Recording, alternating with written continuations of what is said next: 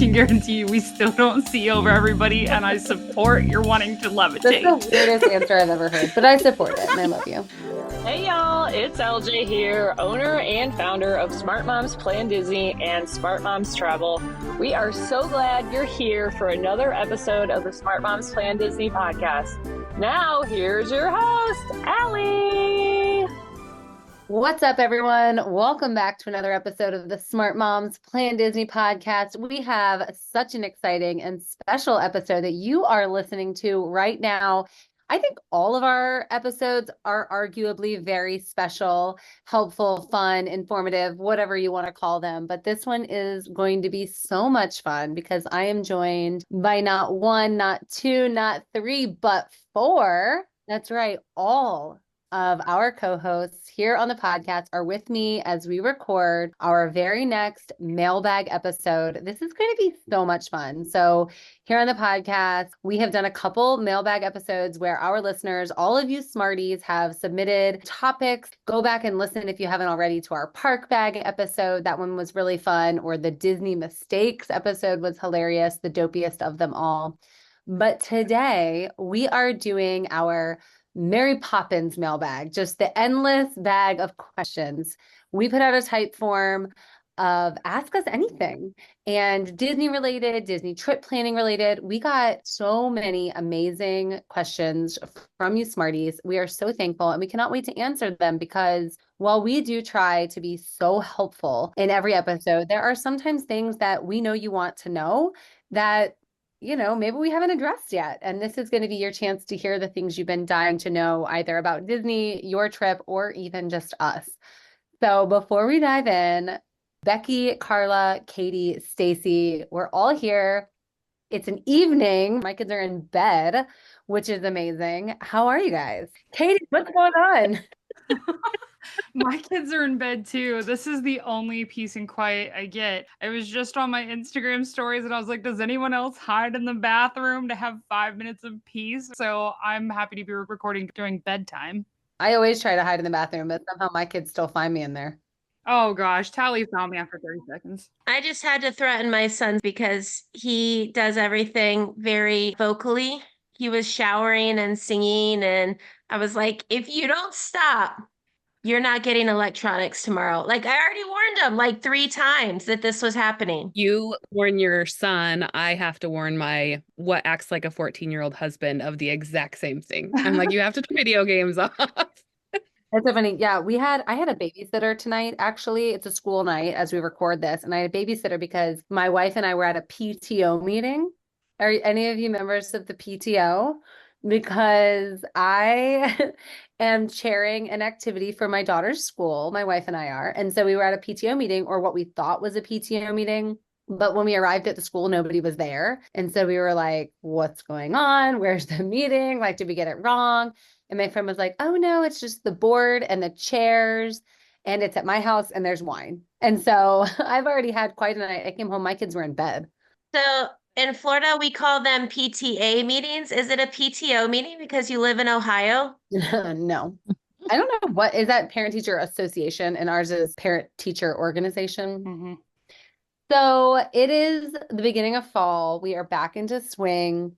Today floated in my pool. My kids are at all day school now, and that's never happened ever. In a decade, we've not ever been at home without kids. So I have this like 7-hour stretch during the day, and I had nothing to do for, I don't know, it was like 20 minutes. And rather than just sit, I was like, I'm going to go float in the pool. It was the craziest, like wildest thing because it is fall here now, but it's still pretty warm. So nice. My husband and I have really been acknowledging how quiet it is and how at night we're not waiting for somebody to come home. And it's a little strange. It really is. Like, we knew this day was coming. Our kids are grown, have been grown for years and working, having girlfriends. And like, we've had quiet times, but they would always come home at night. And now they're all at school and we're just like, we can go to bed whenever we want to. We don't have to wait up for anybody. And get up whenever you want to, probably, which is like the one that's amazing to me. That's crazy. Our kids are going to school later this year than they did last year. They like changed our school times. So I've been getting up without an alarm, which has actually been life-changing that's been amazing. Getting up to an alarm is the worst, you know, like it's just my body's not ready. And then like Katie, I believe your kids are all younger than mine, and you guys are getting up at an ungodly hour. I'm sleeping in basically at this point. Like we're getting up at 8 a.m. to get my kids ready for school and on the bus on time. Gosh, yeah, my kindergartner and second grader have to be awake by 5:45 to be on the bus by 6:30. School starts so early, it's just stupid. My kids get out of school really early in the afternoon, but yeah, getting to school that early, gosh. That is insanity. My kids' high school starts at 7:25, so they have to be up super early as well. But this week was crazy because my kids got sent home from school before lunch this week because they had a gas leak at school. Can you believe that? Like, that's crazy. And if they can't feed them lunch, then they send them home. They have 4,800 kids in their school, and they had to send 4,800 kids home. Wow. And our district is trying to have a no cell phone policy this year. So that is chaos because they won't let our kids call. They won't let them have it out to call us to get it figured out. Oh, what a nightmare. Our school just implemented that same thing. I can't believe you and I haven't talked about this. Our entire district is no Apple Watch, no phone, which is really an adjustment. Like it's a lot. It's crazy. But yeah, that I can't imagine on a day where you have to send everybody home early. Like, what do? You don't have your phones. The only thing I really care about this time of year, I mean, all of you pretty much know, but it's football season. A couple of us are big football fans. I'm sure most of our Smarties are big football fans. If we're scheduled to work on a Sunday and my team, the Bengals, don't do well, I'm just like, please don't call me. Don't text me. Just please leave me. Leave me be. I really thought you were going to say pumpkin spice lattes. Well, I do like pumpkin spice lattes, and if the Bengals aren't doing well, it's not that that doesn't help. But yeah, let's just say that, like, would my life be a little bit better if I didn't like football the way that I do? Probably. But will I stop? Definitely not. And so it's just like a fact I have to accept at this point. I just want to point out that of the five of us, Allie, you're the one that lives in like a region where you can fully appreciate the seasons changing. Like all the rest of us live in a warm region. Maybe Stace, do you get autumn very much in Alabama? For a very short period of time, yes. Yeah. And I do love it. That's why I would never live where y'all are. I just want seasons. Give me weather. Give me temperature changes. Do not make me watch football with a palm tree in 80 degrees. Yeah. Whatever. That is the greatest way to watch. Although we had Friday Night Lights, right? My kids play in the band. So we just went to the high school football game this last weekend. And it was 75 degrees, golden hour over the stadium. The lights come on. And it's just like, does it get more fall than feeling like that? I don't know. Yes, Becki, if you can see a palm tree while all that's happening, it does get more fall than that. No, palm trees are perfect. I want like palm trees at Christmas time, palm trees wrapped in like those lights. There's nothing more magical to me. But we also just bought tickets to go watch our University of Utah play at UCF up in Orlando, the very last game of the season. And Utah is currently ranked 12 and are projected to win the Big 12, the first year in the Big 12. And I'm like, I can't wait for that game, but I don't want the season to be over. So I'm like, I can't wish this season away because football season is my favorite season. I love it too. Yeah, it's great. This is what I love. I love like just talking about the different things. I'm excited to hear some of these questions. So we took submissions from our listeners all over our social media platforms and in our Patreon community. And we have not, Karla, Katie, Stacy, and I have not really read many of these questions. I was responsible for collecting a very small few in one of our networks that we had. But for the most part, Becki has been in charge of really collecting and gathering. We did some voice submissions. So we can't wait to quite literally hear from some of our Smarties on this episode. But I'm excited. I'm excited to learn more about all of you and excited to teach our listeners a little bit more about us and our planning and things that they need to know. And you know, it's one of those things like in school, teachers always say, if you have a question, ask, because chances are somebody else also shares that same question. And I guarantee you that's what's going to happen here. You know, somebody's going to have asked a question that somebody else that's listening desperately needed to know. So I'm going to toss a lot of this control over to Becki, who does have most of our questions queued up and ready. And like I said, I have not previewed many of these, and Karla, Katie, and Stacy are in the same position as me. All right, am I ready to jump in? Oh, absolutely. Yep. All right. We're going to start with the number one question that we had multiple people ask. Probably across it, we had 5 different people bring up some version of this question, but Allie and Amanda, 2 different people specifically asked it in this way. They want to know, what do I do with all of my stuff while I'm in line and getting on rides? As well as, where do I park my stroller? What do I do with my water bottles? Help. That's kind of where they went. It's a really great question. So I'll start a little bit and then I'm going to toss this over to one of my co-hosts. Stroller parking is an easy one to answer. So most, I would say over 50% of families traveling to Disney World have a stroller, right? It's a ton of people are there with strollers. You're definitely not alone in that situation. And Disney knows that. There is designated stroller parking. You can't just leave your stroller. If you just leave it somewhere close to an attraction or close to a restaurant that you're going in, Disney will move your stroller. And so you're going to want to make sure to identify the closest stroller parking to the attraction or restaurant that you are going to. So they have them. They're not difficult to find. A cast member can point you where you need to go. And I believe we've even said on the show before, just because you park your stroller somewhere in the stroller parking area doesn't mean that's where it's going to stay. It is not uncommon for a cast member in their efforts to keep everything nice and organized and stroller parking spots available to be continuously moving strollers around. So that's when it becomes really important that you put some sort of identifiable something on your stroller so it's easy to find when you get back to stroller parking because it can and likely will have moved. What about with all your things? Karla, what do you do with your stuff? You always have like a cute little bag.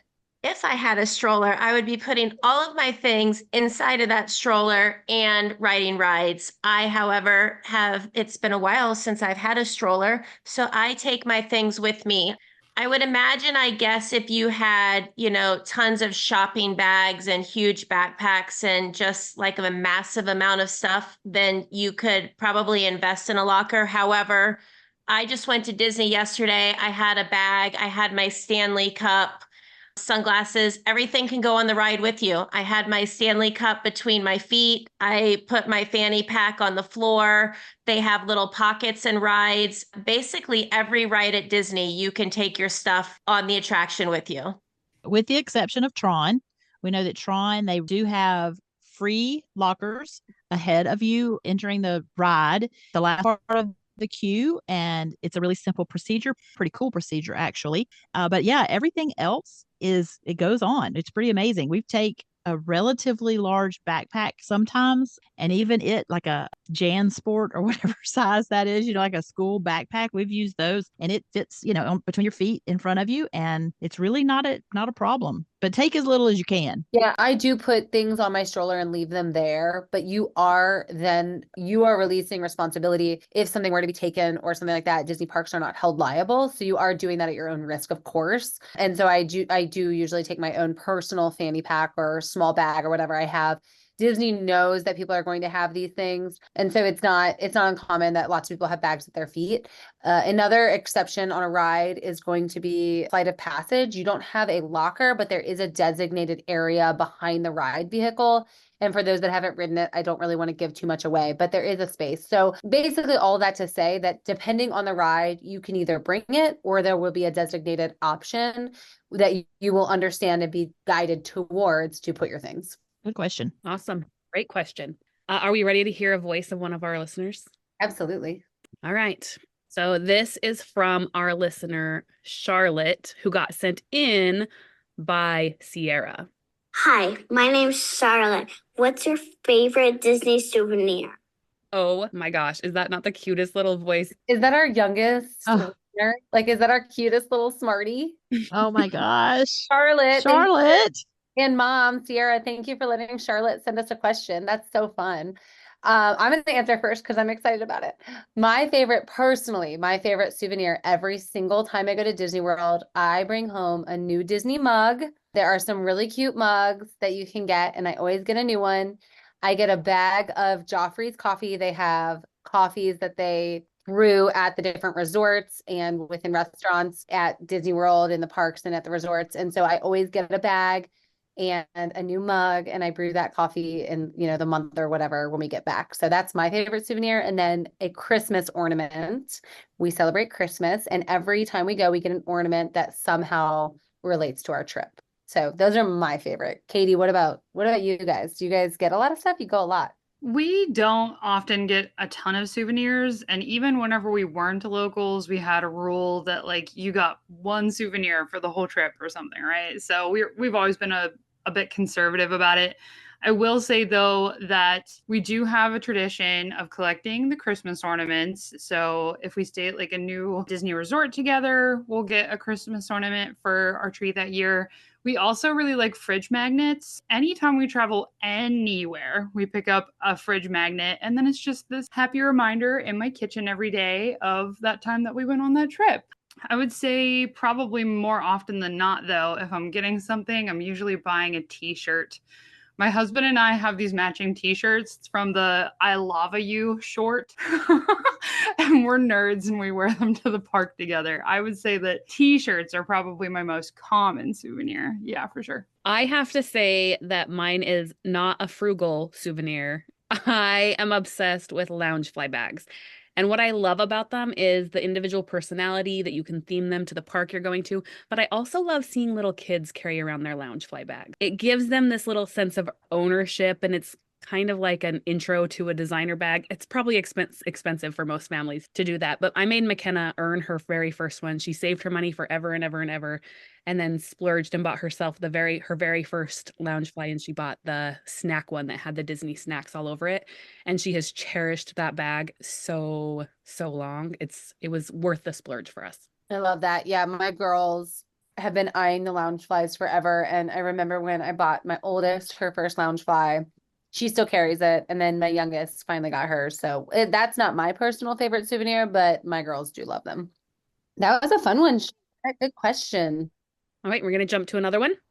Okay, so Tabitha sent us a question about dessert parties. She wants to know, for dessert parties, pre or post, or should I splurge a little more and do the sweets and seats? How many of us have done the dessert party personally? Have a lot of us done it?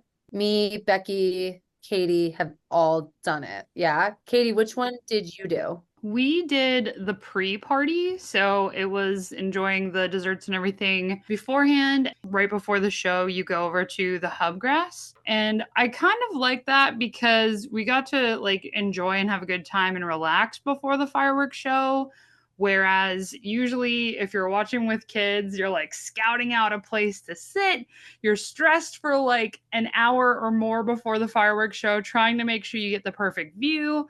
So we did the pre-party and we enjoyed it. I loved being able to sit in the Hubgrass, and my kids know the happily ever after songs. Like they know the whole show by heart. And so they had space there in the Hubgrass to twirl and dance and sing to the show and everything. And that was a really important memory for us. So I really liked the pre-show personally. Becki, which one did you do? I actually did the post, and I have considered doing the sweets and seats. However, I personally think that seeing it from the Hubgrass is the better view than the sweets and seats angle. So what I liked about the post compared to the pre, because I put a lot of time into this, essentially the pre, you're going to have your desserts and your drinks and all of that before you go and watch the fireworks. And the post, you're going to watch the fireworks from the designated spot and then go have your desserts and drinks after the fireworks.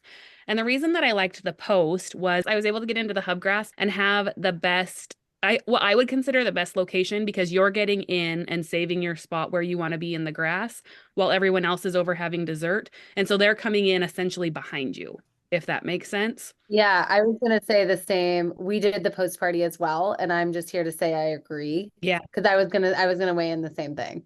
I really, really loved it. I think that both are great. If you have kiddos and you know as soon as the fireworks are over, you have to leave, by all means, the pre is still going to have an amazing experience. But watching the fireworks from that designated Hubgrass area is a game changer. If being surrounded by flocks of people give you anxiety, it might be worth the investment. Yeah, I'm not a big fan of this treats and seats either, because I think there is a better view. So when you're paying that premium, I think it is important to get the best view. obviously. So yeah, another event. We got to the Hubgrass probably 30 or even more minutes before the show. And I just remember laying in the grass, like right up against the gate. My kids and their cousins were playing with their souvenirs from the day. Actually, that's where my wife and I gave our oldest daughter her first lounge fly, was right there waiting for the fireworks. It was like a special moment.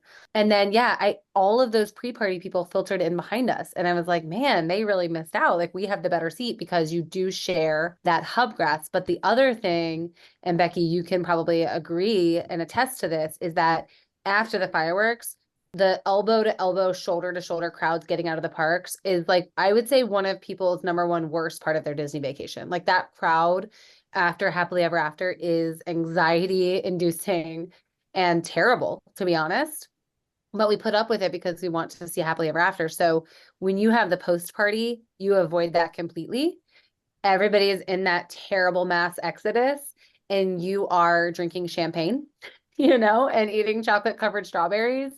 And then to even level it up more, sometimes attractions will still be open. So you can even go ride something else, or you're going to get some incredible castle photos with an empty park. So I am post party all the way. And the only exception being if your kiddos have to get in bed. I love that. Okay, we're going to jump to the next question. This is from Roxanne. She said, how will the D23 announcements impact the park going experience with construction coming for 3 of the 4 parks for the next foreseeable years? Karla, I know you have a lot of thoughts about the D23 announcements. What's your thoughts there? I mean, I think we're going to have construction. I think that they're going to do it very, shall I say, mindfully and very demurely. And they're going to do it the Disney way. It's going to be there, but you're going to be having so much fun that you're not going to notice it. It'll bother you if you want it to bother you. And if you don't, then you're not going to notice it and you're still going to have a magical time. But we are super excited about the changes that are coming. I think that's Disney that is just ever evolving. They obviously have some big competition nearby. So they're just, keeping up with the Joneses or, leading the pack. And I think it's inevitable that construction is going to be part of the changes, but we're excited for what's to come for sure. Yeah, it's just like when people say letting weather ruin your vacation is a choice, right? Letting these things impact your vacation. I love what you said, Karla. Like it's only going to bother you if you let it. Do we want Disney to stay the same forever? Absolutely not. So we just lived through this with Epcot and it wasn't great, but it certainly didn't ruin anything for us. That's what I was going to bring up, is that we've done it with Epcot. We know that it can be a little bit of interruption, and maybe if you're used to being at Disney World and you know a common path, your path may be changed. It's just the way it is. It's actually a sign of exciting things to come. And I can't wait to see New Walls Up, because that means it's happening. It's really happening. I'm sure at this point everybody's heard of those, but good gracious, we're getting villains. Like, I'm so excited. Yeah, it's definitely what I'm most excited about. I have a question from areas I collected. I want to direct this one probably to Katie, because I think your kids fit this profile the most. This listener, Allie B, said, what is the absolute most cannot miss thing at Disney World for girls ages 8 and 3 who are coming for the first time? Okay, you cannot, and I mean you cannot miss Bibbidi Bobbidi Boutique. You have to try to get that reservation. The packages start right now as I'm recording this. Packages start at $99. That doesn't include a gown, but that's usually what my family does. So I'm a girl mom as well. And we will usually order our costumes ahead of time on the Disney website they're usually like $40 if you order them ahead of time and bring them with you. But then your $99 is you're going to meet with a fairy godmother. They're going to take you into the shop to see if you would like to purchase any sort of accessories or anything. At that time, even if you bring your own gown, you will have a fitting room there that you can try on your gown. There are some really important magical moments that even happen in the fitting room area. It's so nice. And then they will take you over to the castle. And the only way to get inside Cinderella's castle is to either have dining reservations at Cinderella's Royal Table or to have that makeover reservation at Bibbidi Bobbidi Boutique. And that is something that my girls, every age, like that is the thing that they look forward to most is I want to have my Bibbidi Bobbidi Boutique makeover. If you can't do anything else, try to do Bibbidi Bobbidi Boutique. I know that it is a hot reservation.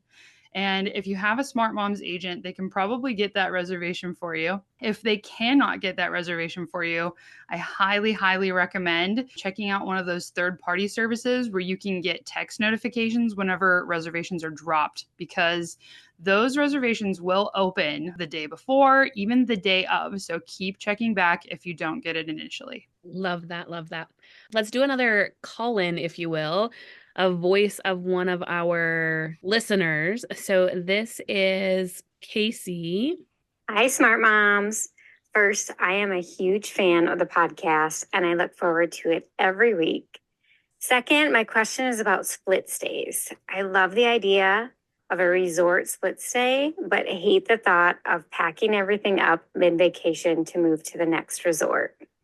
Do you have any helpful tips to make a split stay an easy, non-stressful thing to do? Thank you for all the magic that you share on the podcast. Casey, that's such a good question. And I do split stays all the time with my family. So I'm going to offer my best advice, and then I'm excited to hear what anybody else has to say. I am a person that is very organized in my packing. And so we do a lot of the labeled Ziploc baggies. And what I will do is when I arrive at my first resort is I will put the Ziploc baggies we're going to be using ready and prepared in the drawers. And then just each night, it takes me maybe 10 minutes as we get back to the resort to just re-baggy things. And at that point, when it's dirty, I'm not really caring about the organization. And I'm putting it back in the suitcases as soon as we're finished with it. So basically, when it's time to move, everything is already packed up. I'm just doing it as I go, keeping everything sort of organized in its use. But I'm not sure if you realize this, Disney makes split stays very simple because they moved your luggage for you. So once I have all of my things repacked after we've used them and we're finished, I just call down to Bell Services, let them know we're going to be making our transfer to, I don't know, the Polynesian. And, or who am I kidding? That's where I was making our transfer wherever else we're going. And they come and get your bags, and then they will store them for you at your new resort and then bring them back to your room for you at the new resort. So you're having to do very little other than just making sure your things are in your bag. What about you, Becki? You guys do a lot of split stays. We do, because I have to get to all of the resorts. And the only way for me to do that is to resort hop. So my best advice about split staying at Disney resorts, especially if you're doing it for the purpose of getting the deluxe feel, but you can't necessarily afford the deluxe for your entire week, I would say split that stay with the lesser of your resorts first, because there could not be a bigger disappointment than starting your stay at the Poly or the Grand Floridian and then moving to All-Star Sports. You're going to have an amazing time anytime you're at Disney, but you want to definitely level up your vacation as you're going, and you're getting tired. You're going to take a lot more time at the resorts recharging and all of that, I think, in the second half of your stay. So that would be my tip.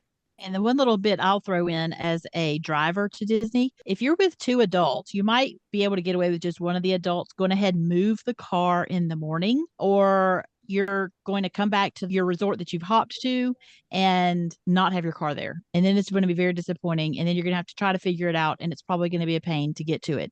So have at least one of the adults drive the car over to the new resort, and that adult meet up with you in the parks or whatever later, or if you want to take everybody. But you just want to think about it ahead of time. And I would say move the car before your park day. Very good. Okay, we're going to do one more question and then maybe take a break. But this question is kind of around us being travel agents, because we all are travel agents. So it's kind of a twofer question, and whoever wants to jump in on this, feel free. The first of it is, does being a TA or a travel agent make going to the parks feel any less magical because you're there so often? And then following that up with, I hear you talk about hidden Mickeys on every podcast episode. What the heck is going on with hidden Mickeys for travel agents? I'll start with the hidden Mickeys, and then somebody else can talk about the parks all the time, being a travel agent. So we are not just travel agents. We are Smart Moms travel agents. We all work with Smart Moms Travel, which we love. And the hidden Mickey is sort of a nod to something internal we do with our agency, which is really fun for us. And I know I've heard since we started doing this podcast, in a good way, drives listeners a little crazy because they're like, I want in on that. I want to know what that is. But it is an internal thing that we do for our agents on the back end. So we appreciate all of our Smarties, but we do have colleagues and other agent friends that are tuning in every week, and that is for them. So hey, if you're interested in being a Smart Moms travel agent and knowing what the hidden Mickey is, we can help you out with that too. So let us know. But yeah, that is an internal thing. But honestly, you all are park regulars more than me. Like, Stacy, what do you think about going to the parks and them being magical? I actually get asked that all the time. People around here like, aren't you tired of going? Well, doesn't it get one of my very best friends actually just asked me this. And I'm like, don't you know me well enough to know that no, it does not lose its luster. I love it still. I will say the enjoyment, things that I'm doing for enjoyment have changed a little bit since becoming a travel agent. Whereas it was before, it was really just going for vacations every few years. Now that I'm a travel agent and going every few months, I'm not in that rush mode. I need to go ride all of the things within a certain number of days. Now I just go and do the things I want to do. I find things I've not ever done before. There's always something new at Disney to go check out, maybe a new addition or just something that I really have walked past too many times. So no, I still thoroughly enjoy every trip to Disney World. I have not gotten tired yet. I will say there are times now at the end of a day where I might have pushed through. If it was some of my earlier vacation days, I might have pushed through, and I'm like, nah, I'll catch it next time. Yeah. So other than that, I'm still loving it. Love every minute of it. I would say it's arguably more magical, right? Because we get to have that patience and the slowness and the steadiness and the ability to see and do and explore in a slower pace, which is where the magic is actually found, I think, Mhm. And so I would argue that it's a little bit more magical. It's actually funny. I go all the time. Katie and Becki go pretty frequently as well. And there's still things that I haven't done. I know there's still things that Becki and Katie haven't done either. I spent the day at the park yesterday and we rode Tiana's and we went down the big flume and the rain started. And Katie was at the parks yesterday too. So she got a dose of the monsoon that happened. But we basically had to be evacuated. And we got to go behind the scenes and see this whole new area of Disney. Now, this isn't normal, right? And I very rarely have ever gotten evacuated off a ride, but it was just super cool to see the behind the scenes. And then it's so funny because it's lightning, it's raining outside, and they just essentially throw you out into the elements and you just kind of have to figure it out. And I think if I didn't have the right attitude, I would have been like, this sucks. I want to go home. We're soaked. My shoes are wet. But we didn't stop. And we just knew, all the other rides that were open. And we just kept going and made the best of it. Yeah, it's arguably more magical. That's exactly right. Your attitude. Actually, before we take our break, Karla, I have a specific question for you. So this is from one of our very loyal listeners and longtime Smarties, Nicole Walter.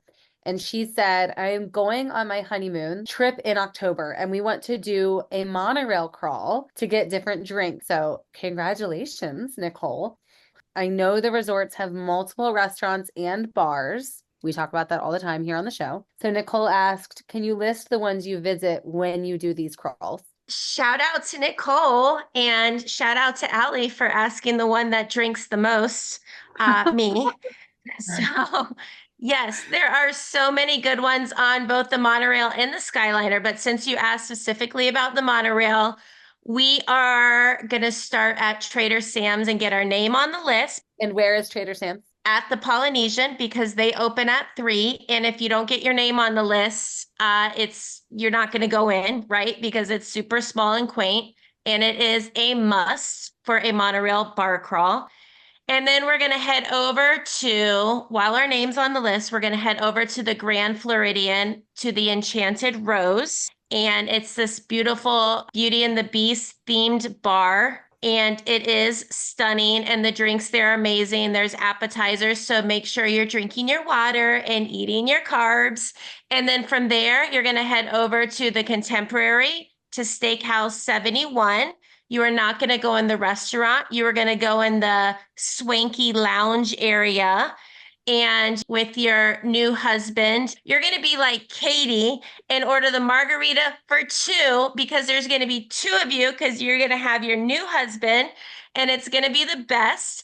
And then from there, you are going to go back to the Polynesian, where you're going to drink your face off at Trader Sam's. Sounds like a great honeymoon. Did I miss anything? No, not at all. It's the exact way I would do it. And Nicole, you're going to have a great honeymoon if you do it that way. This is so much fun answering listener questions. We have a lot more related to kiddos, first trips, a couple of special things that I know you are dying to know yourself. So make sure you listen all the way to the end, because it could be your question or a question you didn't even realize you had. Hi, Smarties. Karla here from the podcast. You hear us talking about the right way to do Disney, but let's be honest, taking notes isn't exactly easy while you're busy momming and on the go. There's an easy way to get all of those tips organized to simplify your vacation. Check out our 4-part guide bundle available now in our Patreon shop. Also, if getting guides is something you like to help with your planning, joining our Patreon as a Diamond Mine subscriber gives you a new Disney guide every month. Either way, we have got your back on knowing how to plan your park days so you feel like the expert before you walk in the gates. Okay, we are back. We are loving listening to questions from our listeners. You don't even have any idea. You Smarties, people that are tuning in, people that have their automatic downloads on wherever they listen and are subscribed, it helps us so much. We are thanking extra today. So thank you, thank you, thank you, especially if you sent in one of these questions, and hopefully yours is getting answered today. Obviously, we can't answer them all, but the other thing you can do if you really want to help us out, if you love the pod, is, of course, leave us a review wherever you're listening.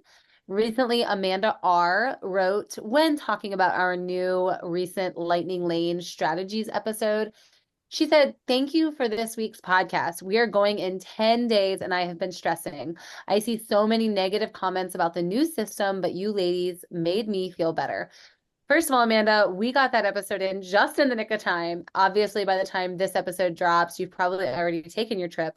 But at the time when that episode aired, you had 3 days to go till Lightning Lane selection. So maybe you can leave us another review and let us know how your strategies went, if you used our tips, or find us in our Facebook community, Patreon. If you're listening now and you want to join our Patreon at the Diamond Mine tier, you can get a guide every single month with your membership that's going to be a companion to one of our episodes. It's going to have great information for you to go through to keep brushing up on all of your Disney tips and tricks. And make you the pro that you want to be. Obviously, that's why you're listening, right? You want to be a pro, just like we are. And also, we have included the new Lightning Lane system in our guides. So we do often do pixie dust giveaways in the Smart Moms Plan Disney podcast Facebook group. And currently, anybody that joins our Facebook community does get our character meal ranking guide for free. That guide is amazing. If you've listened to our character meals ranking episode, you know that it's full of really helpful information that I think most people going to Disney do want to know. And you can get it for free just by joining, because our love of pixie dusting our community is very big. And for any Smart Moms travel agents listening today, the hidden Mickey will be pixie dust. Okay, we are ready for some more listener questions. All right. We're going to jump into, speaking of one of our Smarties that is in our community that always is weighing in, we're going to jump over to Andrea's question. Hi, Pod Team. This is Andrea from Colorado. I'm a longtime listener, first-time caller.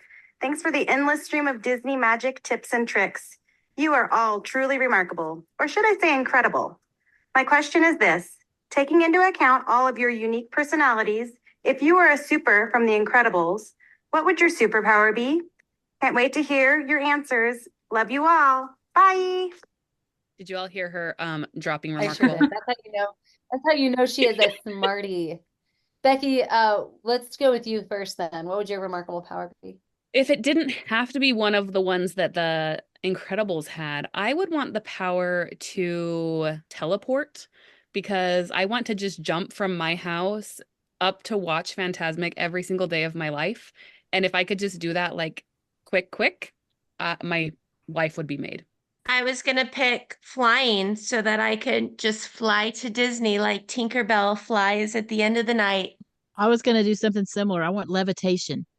I want to be able to just float from location to location without having to walk.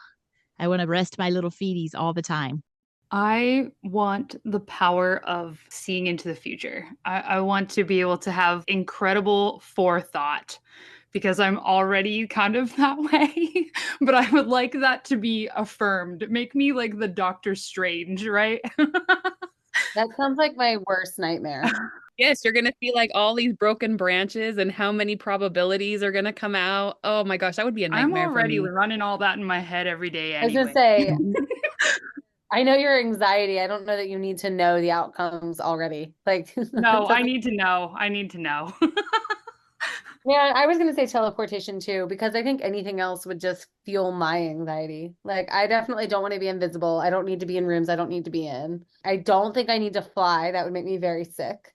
I think just teleportation. Get to Disney and back like very quickly. I agree. And the teleportation helps us get there without having to waste time on the travel. I don't want to have to fly, although Stacy being able to levitate, that sounds nice. Like I'm one of those people who wants to go into the ocean and like pick my feet up and just be weightless. I might not understand that one. I'm just like envisioning that magician, the street magician, David Blaine, when he just like levitates. Yeah, exactly. That's exactly what I'm talking about. That's your superpower?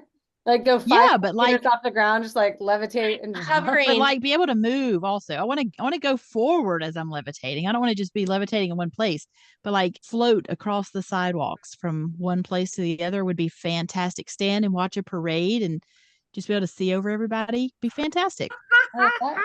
That's a cool. Everyone. You can already see over everyone. Listen, with Stacy and I being the two tallest chicks that there are, I can guarantee you we still don't see over everybody, and I support your wanting to levitate. Yes, thank you, Katie. That's the weirdest answer I've ever heard, but I support it and I love you.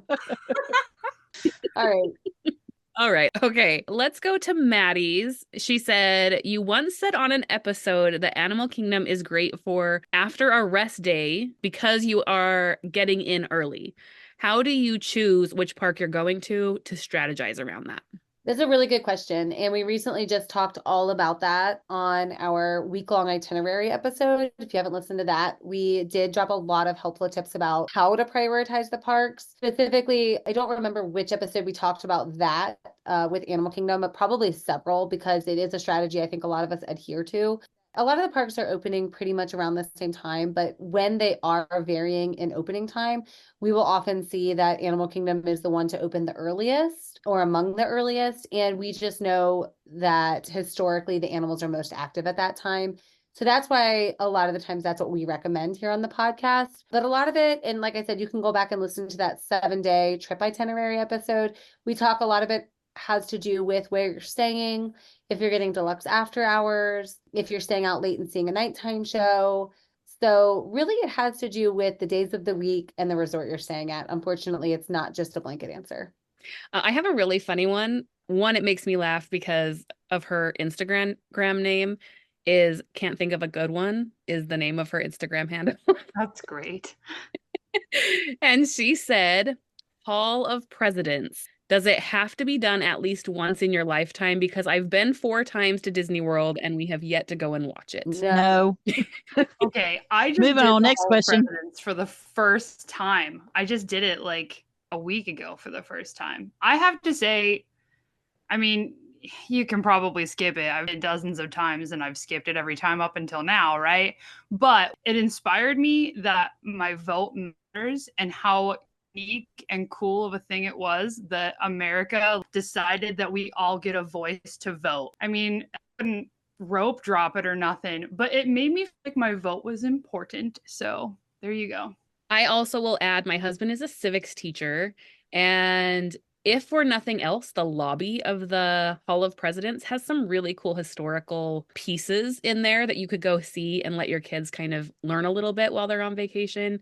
I don't necessarily think that you need to stay. And it's also a good place to get out of the rain or the heat if you need to get away from that for a minute. If you have taken your kids out of school and they're required to have some sort of educational note to say that this trip is excused, then go to the Hall of Presidents, right?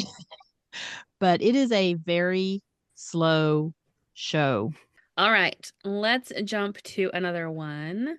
McKenna asked, what is something in Disneyland or Disney World that you miss if you're visiting the park on the other coast? Allie, you've been to Disneyland and Disney World. When you're in Disneyland, what do you miss about Disney World? The size of the castle, for That's sure. fair. That's such a great question. I miss Epcot, and I miss Epcot at Disneyland. You know, you don't really have a park that has that feel. You really only have like a Studios type park and then the Disneyland Magic Kingdom type vibe. I can't honestly say I miss Animal Kingdom too much, but I do miss an Epcot type park. But they have so many Disney does a great job. You know, there are things you can only see at Disneyland and things you can only see at Disney World. So where I am missing just more of a world atmosphere, I'm just missing the sheer size and immersiveness that Disney World is. You are gaining things like the Avengers Campus and Cars Land, things that you don't have at Disney World. So both are great experiences, but I think just the sheer size and bubble and vibes, I do miss when I'm out on the West Coast. As a Disneyland home park most of my life person, I would say when I go to Disney World, things I miss that Haunted Mansion doesn't get the Nightmare Before Christmas overlay in Disney World. I also miss that we don't get World of Color in Disney World. World of Color might be my very favorite Disney show. I talk Fantasmic up, but World of Color, just wow. It's amazing. Stacy, you were at Disneyland not too long ago. What were your feelings about those two parks? Wow, it was really a fun thing to see the differences for the first time. I love Disneyland's version of Tower of Terror, which is the Guardians version. Oh my goodness, that blows Tower of Terror out of the water, which is crazy for me to say because I absolutely love Tower of Terror. So it's a really crazy thing for me to feel that way. But we laughed and laughed and laughed at Guardians version. It was so wonderful. You know, and I really do, whereas the size that Allie was talking about of Disney World is really something that she misses and kind of the vibe. It's also a place in Disneyland where the size is so cool. It's so quaint and so nice. Let me just walk over here and then I just walk over there and I've seen the whole park. It's so great. I thoroughly enjoyed going to Disneyland, really more than I thought I would, to be honest, and would like to make it a regular rotation for me to head out that way every once in a while. As we're recording this, Karla's like basically packing to go to Disneyland. Yeah, next week. Yeah, what are you looking forward to? I'm really looking forward to riding a lot of the classic rides that are at both parks because I have heard many times from some of you even that they are way better at Disneyland. So I'm just really looking forward to comparing the two. I'm actually trying not to compare Disney World to Disneyland because I think that can automatically give me like a negative perception as I get there and experience it. So I'm trying not to do that. But I do know for sure that I am going to be blown away by some of those classics like Pirates of the Caribbean and Haunted Mansion. So Space Mountain. Yeah, I can't wait to follow along with it. Well, I have another question that a listener submitted. This is, again, actually another question from somebody we already heard from, but it's so good. And I think a lot of listeners want to know. So Allie B again asked, what if my kid has to use the bathroom and we are in a queue? What do you do when your kiddo has to go to the bathroom, you guys? Just let him pee right there like my son did as we were boarding the Millennium Falcon. Oh, goodness. What are we going to do when your son grows up and starts listening to this podcast? What are we going to do? Therapy. Becki, what do you do when your kids have to go to the bathroom? You can't depending on what ride you're on, there are some rides that are easy to sneak away and just let the cast member know and you can find your way back to your party. For the most part, I would just say use Lightning Lane and don't stand in line. The lines are so long, but if your kid's having an emergency, Disney's going to work with you on it. They're going to be able to figure out how to get your kid out to go to the bathroom and get back into line. But honestly, I am so jaded now at this point. I'm over standing in lines, guys. I'm over it. My best advice is to send your kiddos to the bathroom before you get in line, but rest assured that Disney wants to work with you. And so it's not going to be that big of a deal. And also, pro tip, flight of passage to the bathroom along the way. There's actually a bathroom in that queue. So if you're not using Lightning Lane, you're waiting in that treacherously long line, there's a bathroom along the way. Clearly, they knew how long that line was going to be if they're putting drinking fountains and restrooms in the line, right? Exactly. If you're waiting 2 or 3 hours for flight of passage, they better put a bathroom in the queue. True. All right. So we have another question from Allie, not our Allie, a different Allie. She said, is it worth doing multi-pass if we are focusing on thrill rides? One of her kids is too little to ride most rides, and one is just a very nervous rider. Should she still invest in multi-pass? I feel like we get asked this question quite a lot now that there's the new Lightning Lane system, where people are sort of asking us, in this specific scenario, is Lightning Lane still worth it? And I can tell you as a certified overthinker that there is no scenario out there that doesn't make Lightning Lane worth it in my mind. Like there's no party makeup in my mind that I'm like, you don't need it. Like it's always worth it in my opinion. As a 5-year-old who hated Disney, my first time I went as a 5-year-old, I hated it. And the reason I hated it was because my siblings were all older than me, going on the big kid rides while I had to sit and wait off of the big kid rides. And if my family had multi-pass like it is right now, my mom could have gone and taken me to Fantasyland. We still could have used our multi-pass and not waited in a single line in Fantasyland and just hopped one ride to the next ride, to the next ride, to the next ride. And you still could have been getting just as much value out of it in that situation. And live and learn. I learned that firsthand as a kid and never made that mistake with my kids. Let them have their time too, even if everybody's going to be taking their turns going on the big rides and making it work that way. All right, we ready for another voice one? This is from Monica, who is another avid supporter of our podcast. Hello, lovely Smart Moms Plan Disney podcast hosts. I am Monica from North Carolina, and based on your previous podcast episode, I decided I wanted to do Epcot Drinking Around the World for my birthday this year. It's my 40th. So my question is, we were thinking of going on New Year's Eve, but we were told that it's so busy that it reaches capacity at like 9 a.m. and we won't be able to get in probably. So should we risk it or maybe go on the 1st instead when there'll be less people in the park? And maybe we can watch the fireworks from somewhere else. I was thinking maybe like club level at Boardwalk or Beach Club.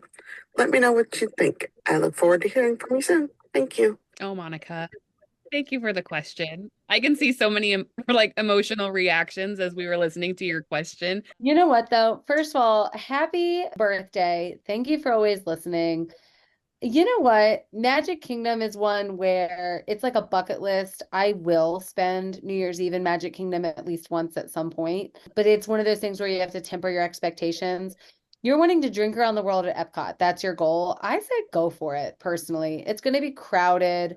You need to pack your patience, be calm, understand what you're getting into. But like last year, I am pretty certain Epcot hosted a silent disco on New Year's Eve, which looked outrageously fun. I just think it's more of a party than Magic Kingdom is. Yeah, it's going to be crowded, but you're all there for this massive same thing that you're all celebrating. And I say go for it. You only turn 40 once. What if we do a really quick poll of the 5 of us, and we will tell everyone what we say? By raise of hand, if you say go on New Year's Eve to Epcot, raise your hand. So we are a team split. 3 of us, Becki, Allie, and Stacy said just go.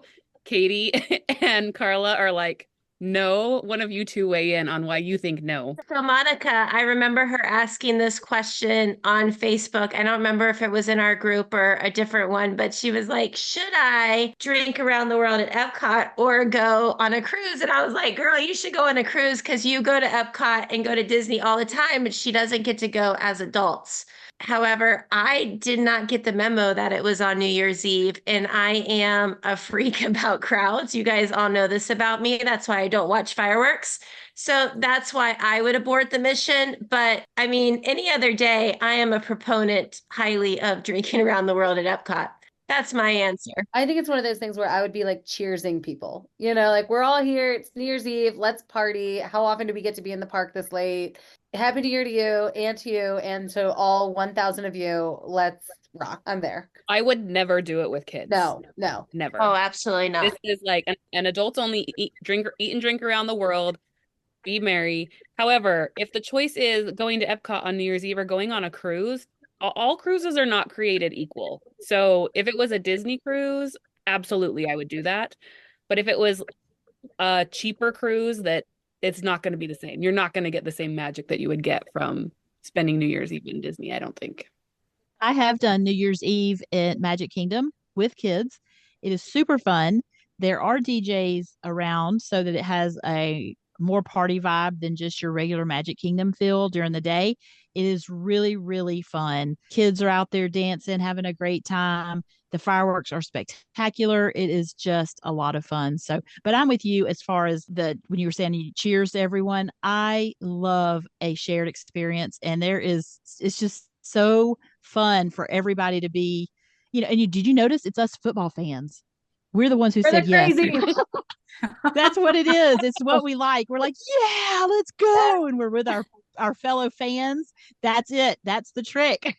You're right. So Monica, your answer is, are you a football fan? Go. If you're not, maybe reconsider. I don't know. It's so true. Love And that. you're right. It's about the shared experience. That's hysterical. That's really funny. All right. I have another question. Okay. This is from Antoinetta, who actually is a client of mine. She's amazing. She's a longtime listener, booked a trip with me after listening to the podcast. And she asked, can you do 2 virtual queues for the same day if you have a park hopper?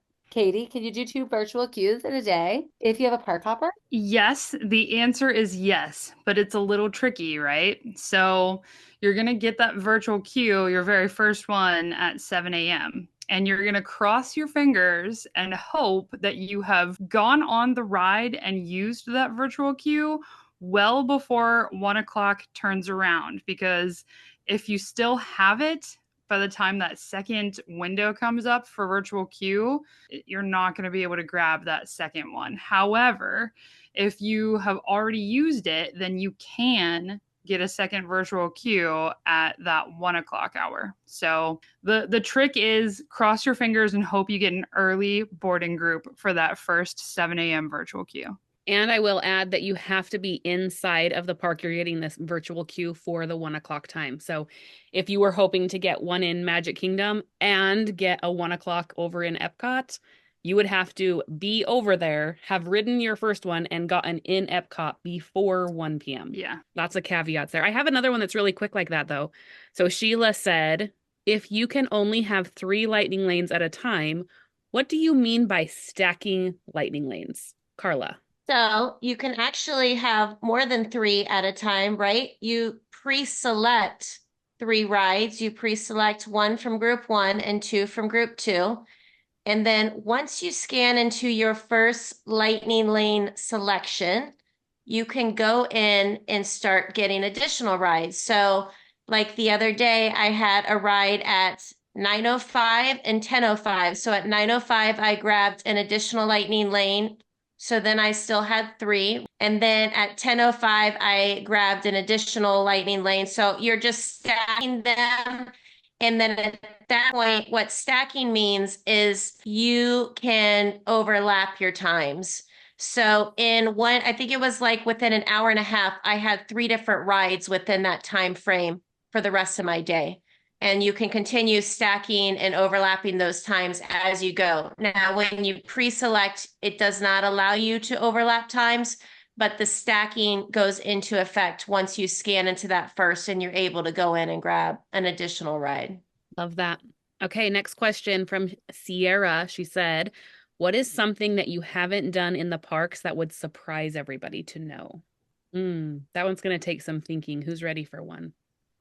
There's quite a few things I haven't done. I haven't done Enchanting Tales with Belle. I haven't done the Hall of Presidents. I've never been on the Liberty boat at Magic Kingdom. And if I don't go soon, I'll probably never get to go.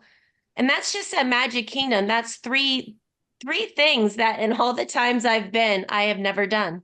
I always say that I've never been to Tom Sawyer Island, but my mom, who listens to the podcast, told me I apparently did go when I was little, and she remembers me running around, and she told me that I was very wrong when I said I had never been. But to my recollection and to, moments I can personally remember, I have not done Tom Sawyer Island. And like you, Karla, I may never at this point because at some point soon it's going to be closing down. I have also never done Tom Sawyer Island. I am planning on getting over there before it closes, though.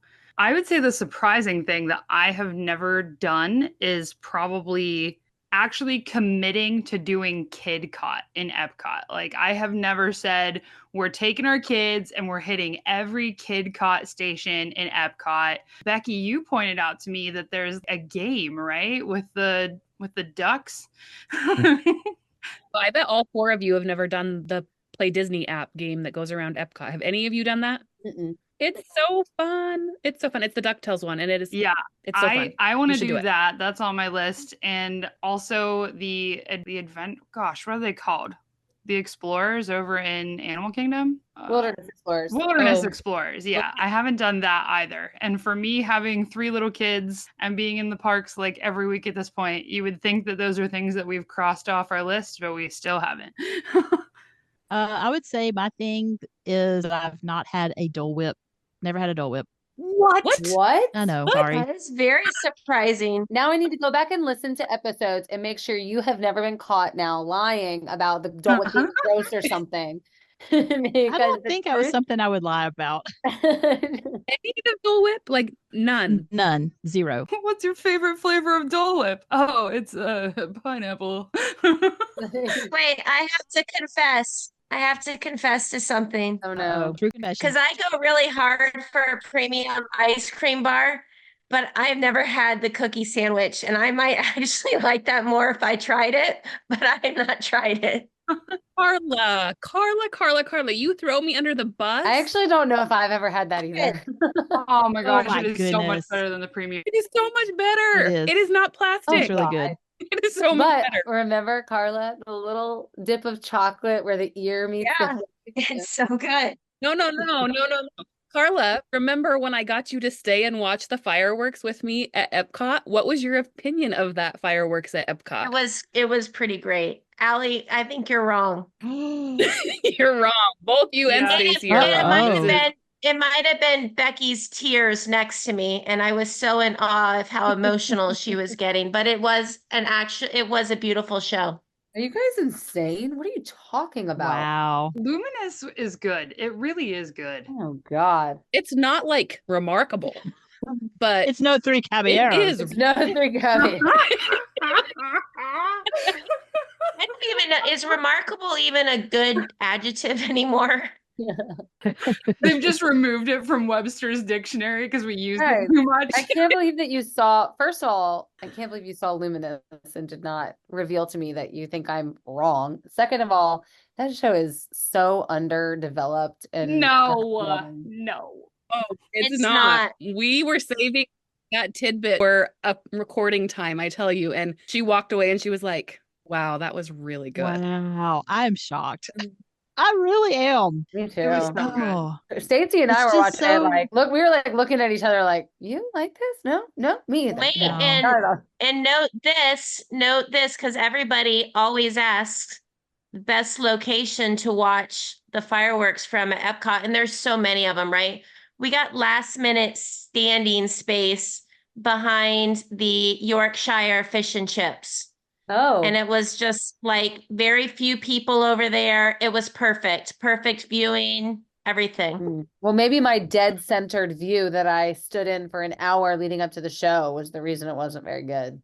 Maybe we were too close. We could just see how puny it was from being so close. Maybe it looks bigger when you're far away. I don't know. It's I have seen that show from like up towards the front of World Showcase before, and I still enjoyed it, but I definitely felt like it was way better back there, but in the UK pavilion. interesting. It was amazing. All right. Well, So good. on the Ruin My Park Day episode that we're going to do, y'all can make me watch. It's not going to ruin it. It's going to make it magical. More better. All right. Send us another question. All right. So from this person doesn't really have a name. It's at Alice Soup Cup something. It's an Instagram handle. So what resort should we visit on a rest day if our kids are 6, 4, and 1 and we're staying at Art of Animation? Where would you go on a rest day? Staying at Art of Animation. So they're on the Skyliner. Definitely hit up the boardwalk, take the Skyliner on over, enjoy the entertainment, grab an ice cream, maybe a milkshake over at Beaches and Cream. That is definitely the number one resort to just visit. Your kids could become part of the shows there on the boardwalk. They will have a great time. You can get an adult beverage if that's your thing, or a non-adult beverage if that's also your thing. Walk up, snacks, treats. It's great. Watch a movie on the lawn. Yeah, and you're going to be able to get there so quickly. You know, on a rest day, you want to stay restful. So my recommendation, hit up the boardwalk area, have a great time. Perfect for your day. And that Skyliner opens you up to a Cape May breakfast or a Topolino's breakfast at Riviera. So 2 great character meal options on the Skyliner. Or if you want a breakfast that's less expensive than you would expect and you don't necessarily need characters, go to Trattoria El Forno, hidden gem of all breakfasts on property. Not just breakfast, hidden gem of all meals. Not if you guys keep telling everybody about it. I mean, Pretoria is terrible. Nobody should go there. Is that what we should be saying? Stay away. Stay away. It's overpriced. It's so hard to get reservations now. Okay, next question. Tabitha said, I need some info about water parks because in 2025, I hear it's going to be free on my arrival day. Will it wipe my kiddos out if we go to the water parks on our arrival day? No, because you're not going to stay there until bedtime. You're going to go get a couple of included hours because here on the Smart Moms Plan Disney podcast, we use the word included instead of free. It is included in your package that you booked and paid for. A couple of hours hitting up those water slides, experiencing the Disney magic in water park form is absolutely worth it. And you're going to still get to bed early enough that you're going to have a great vacation ahead of you. You're going to be fine. I agree. And then our last question before we jump into the ending of this, where there's some really great information coming, is it too ambitious to have a character meal for dinner if it's not at our resort on our arrival day? No, that's fine. You should listen to our transportation episode, and there are so many easy networks to get to different locations. Depending on what time your flight lands, if you're flying or what time you're driving in, obviously you need to make sure that you are allowing time to get to your destination, but it's not too much. You'll be fine. I agree. All right, we are going to take one more quick break. When we come back, we are going to wrap this up with some final information, some questions that we got in rapid fire form, and the last little bit of information here. Hey, wait. I know you're ready to get back to the podcast, but I've got something very simple for you to do. Join my Facebook group, Disney Planning Made Simple. I'm Stacy, one of your podcast hosts, and I have a sweet, friendly Facebook group made for those of us who thrive in the simple pleasures of life, things like family, food, and Disney. Join at facebook.com/groups/Disney Made Simple or follow with the link in the show notes. We'll be so happy to see you there. Hey there, friends. I'm Katie Boone, one of your podcast co-hosts. I'd love to invite you to join my Facebook Disney planning community called Planning Disney with Babies, Toddlers, and Preschoolers. In my group, I love discussing all the aspects of planning your magical vacation with little ones. Find my community at facebook.com/groups/Plan Disney with Little Ones. Again, that's facebook.com/groups/Plan Disney with Little Ones. When you join, don't forget to tell me you heard about my group on the podcast. See you there. Okay, we are back. Thank you all so much. We know that we could not obviously answer every single question that was submitted. You all came at us with such fun, such good questions, but we tried to really use the ones that were going to help the most people in their answers. So if we didn't answer your question, you still have something you are dying to know, join us in our Facebook community at Smart Moms Plan Disney Podcast and get in the conversation there. We're talking all the time with listeners, answering questions. Other listeners are also joining in on those conversations. So That's a great place for you to drop your question if you didn't get your answer today. But here are some more questions we got multiple of, and we're just going to go rapid fire here. So I think maybe if I just ask the question and then we'll just go in the same order every time. So maybe Becki, Karla, Katie, Stacy. Okay, because that's the order you are on my screen. So Becki, Karla, Katie, Stacy. Here we go. Lightning lane. Final round of questions. A meet and greet that you are willing to wait for. I think the only one I would be willing to wait for at this moment is Powerline Max. I would only wait for Mickey. You know I'm waiting for Pinocchio. I will say Captain Jack Sparrow. And I would say Jack and Sally. Those are good answers, you guys. Okay, a ride that you refuse to go on. Ooh, I get to claim this one first. I'm not going on Astro Orbiter. It's not happening. Well, I'm glad you didn't say Mission Space Orange because I know you like that ride. I am not going on Rock and Roller Coaster because it gives me a headache. If we're going to go with something different from each other, because you've already named some other things I'm not going to do, I'm not going to do Ratatouille anymore. It just makes me too motion sick. Oh, that's a bummer. Yeah. Star Tours is out for me after my most recent trip. Unfortunately, it was not for me anymore. Okay, what would your Disney karaoke song be? Oh, A Whole New World or Speechless from Aladdin. I love Aladdin soundtrack. I have no idea. Under the Sea or anything Little Mermaid. For me, it's either going to be Poor Unfortunate Souls or Mother Knows Best from Rapunzel. Katie, are you a villain? I am secretly a villain. I'll probably do One Jump from Aladdin. Oh, that's a good one. That opening song from Rapunzel, 7 a.m. That one. When Will My Life Begin? That's a good one. That one. Yeah.